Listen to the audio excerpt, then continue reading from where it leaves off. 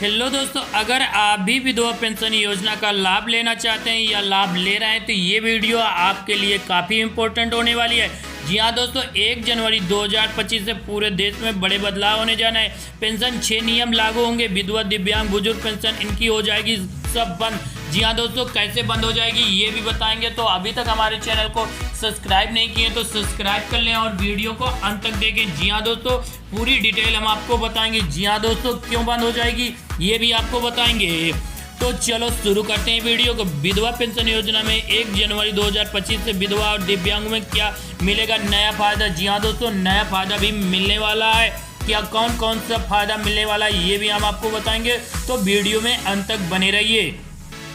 हाल ही में social media पर एक खबर तेजी से वायरल हो रही। इस खबर के मुताबिक 1 जनवरी 2025 से भारत सरकार विधवा और दिव्यांग पेंशन योजना में बड़े बदलाव करने जा रही है, जहां कहा जा रहा है कि इन योजनाओं के तहत पेंशन की राशि बढ़ा दी जाएगी और नए पात्रता शर्तें लागू कर दी जाएगी। इस खबर के लोगों के बीच में उत्सुकता और चिंता दोनों पैदा कर रही। जी हाँ दोस्तों, लेकिन क्या है ये खबर सच है? क्या वाकई में सरकार ऐसे कोई बड़े बदलाव करने जा रही? जी हाँ दोस्तों, इस लेख में हम इस सवालों के जवाब तलाशेंगे और हम मौजूद पेंशन योजनाओं में जानकारी देंगे, उनमें से होने वाले संभावित बदलावों पर खर्च करेंगे और साथ ही हम ये भी समझाएंगे कि अगर कोई बदलाव होंगे तो उनके विधवा और दिव्यांगों पर क्या असर पड़ सकता है। जी हाँ दोस्तों, विधवा योजनाओं का ओवरव्यूज देख लेते हैं। जी हाँ दोस्तों, ओवरव्यूज देख लेते हैं।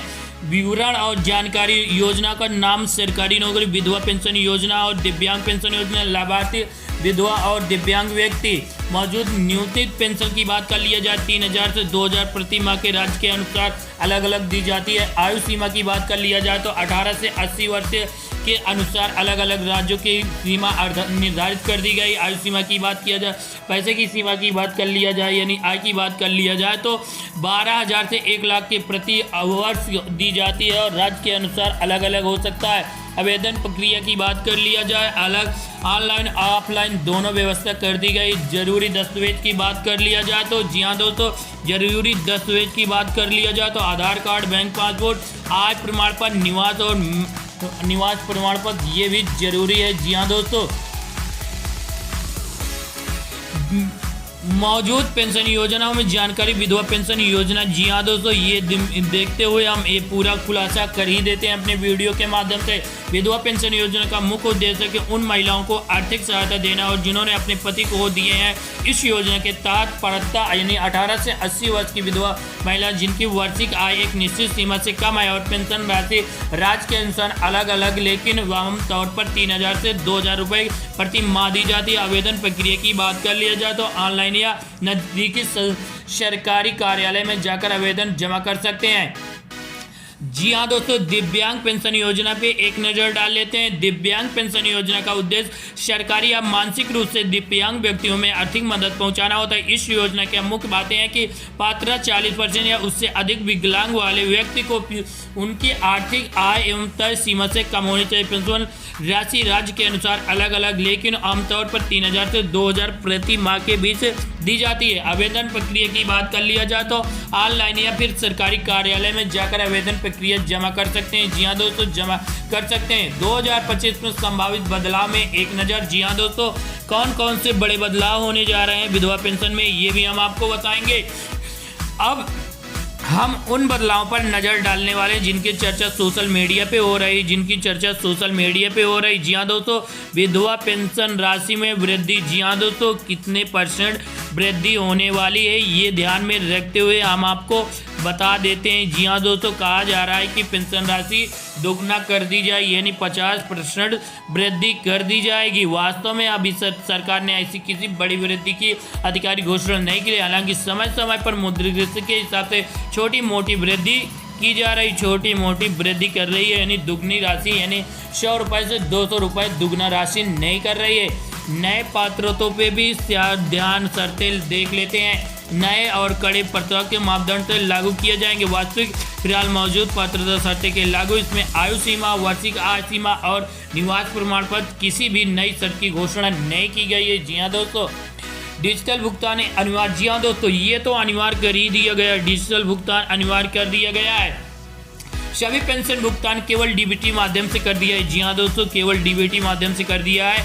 वास्तविक डायरेक्ट बेनिफिट ट्रांसफर यानी डीबीटी के पहले ही चल रही, लेकिन डिजिट लोगों के पास डिजिट सुविधाएं नहीं है, उसके लिए अन्य विकल्प भी मौजूद हैं। जी हाँ दोस्तों, अन्य विकल्प भी मौजूद हैं।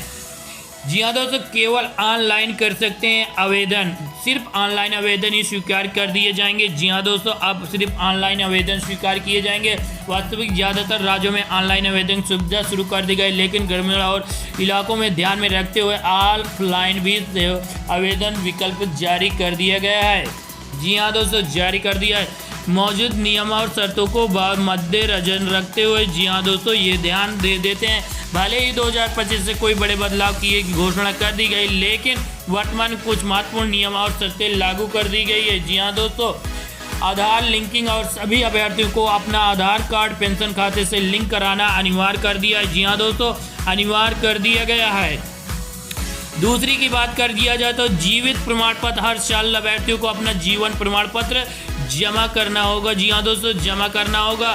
आयु सीमा की बात कर लिया जाए, अभ्यर्थियों की सालाना आय तय सीमा के ज़्यादा नहीं होनी चाहिए। सीमाएं हर साल में अलग अलग होती है। जी हाँ दोस्तों, चौथी बात कर लिया जाता है दोहरी पेंशन रोक, यानी एक साल में 2 बार पेंशन ले रहे हैं तो वो आपको रोक दी गई। एक व्यक्ति एक साल में 2 अलग अलग पेंशन योजना का लाभ नहीं ले सकता। जी हाँ दोस्तों, 5वीं बात कर लेते हैं तो नियमित जाँच, सरकार समय पर लाभार्थियों को पात्रता की जाँच करते रहते हैं। जी हाँ दोस्तों, विधवा पेंशन योजना लाभ और पत्र पर निर्भर एक बातें कर लेते हैं। जी हाँ दोस्तों, इस पे इम्पोर्टेंट बात कर देते हैं और पूरा खुलासा अपनी वीडियो के माध्यम से कर ही देते हैं। विधवा पेंशन योजना का मकसद है कि उन महिलाओं को आर्थिक मदद करना और जिन्होंने अपने पति को खो दिया, और इस योजना के मुख्य लाभ ये हैं कि मासिक पेंशन राशि और स्वास्थ्य बीमा कवरेज, कुछ राज्यों में और बच्चों की शिक्षा के लिए छात्रवृत्ति। जी हाँ दोस्तों, बच्चा यदि आपको पढ़ रहा है तो उसकी छात्रवृत्ति भी दिलाई जाती है। जी हाँ दोस्तों, पात्र के लिए आमतौर पर ये बातें शर्त रखते हुए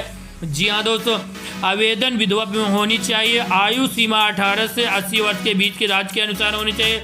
वार्षिक आय एक निश्चित समय से कम होनी चाहिए और राज्य का स्थायी निवासी होना चाहिए।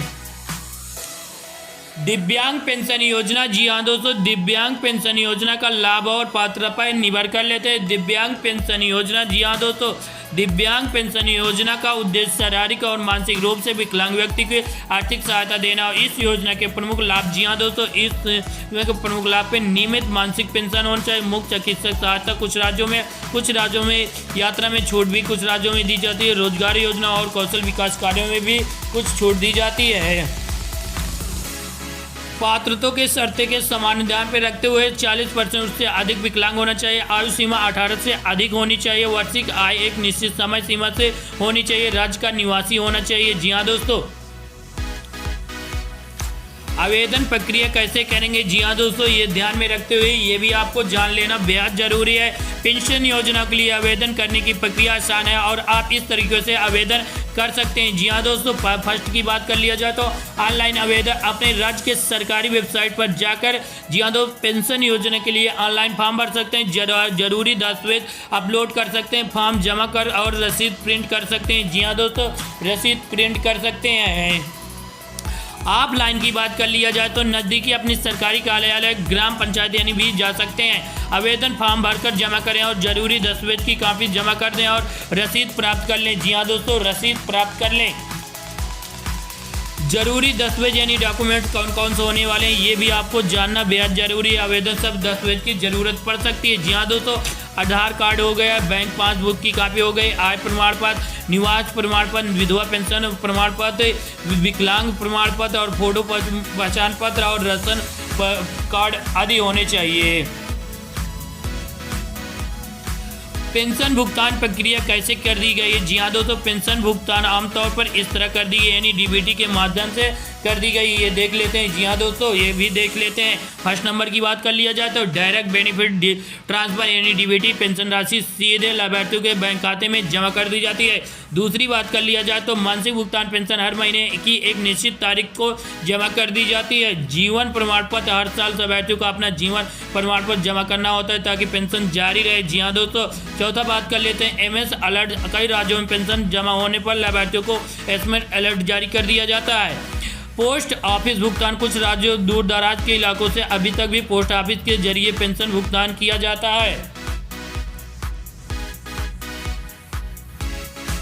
बात किया जाए निष्कर्ष की, बात कर लेते हैं। यह लेख केवल सूचना उद्देश्यों के इसमें दी गई अधिकारी सामान्य समझकर निर्धारित है और यह किसी अधिकारी सरकारी घोषणा या नीति को प्रभावित नहीं करती है। जानकारी 2025 से पहले नियमों को कई बड़े बदलाव किए जाते हैं, तो कोई अधिकारी पुष्टि नहीं हुई। सोशल मीडिया पर फैंस रखें और ऐसी खबरों को सावधान रहें और हमेशा सरकारी सूत्रों से जानकारी प्राप्त करते रहें। पेंशन योजना के बारे में नियमित और सटीक जानकारी के लिए कृपया अपने राज्य की सरकारी वेबसाइट और नजदीकी सरकारी कार्यालय में संपर्क करें। किसी भी निर्णय लेने से अपने पहले अधिकारी से पुष्टि कर सकते हैं। जी हाँ दोस्तों, ये वीडियो आपको कैसी लगी कमेंट करके बताइए। आप कहाँ से देख रहे हैं, ये भी किस राज्य से देख रहे हैं, ये भी कमेंट कर दीजिए। वीडियो अच्छी लगी हो तो हमारे चैनल को लाइक कर दीजिए। जी हाँ दोस्तों, चैनल को लाइक कर दीजिए और चैनल को सब्सक्राइब भी कर दीजिए। जी हाँ दोस्तों, चैनल को सब्सक्राइब भी कर दीजिए। धन्यवाद।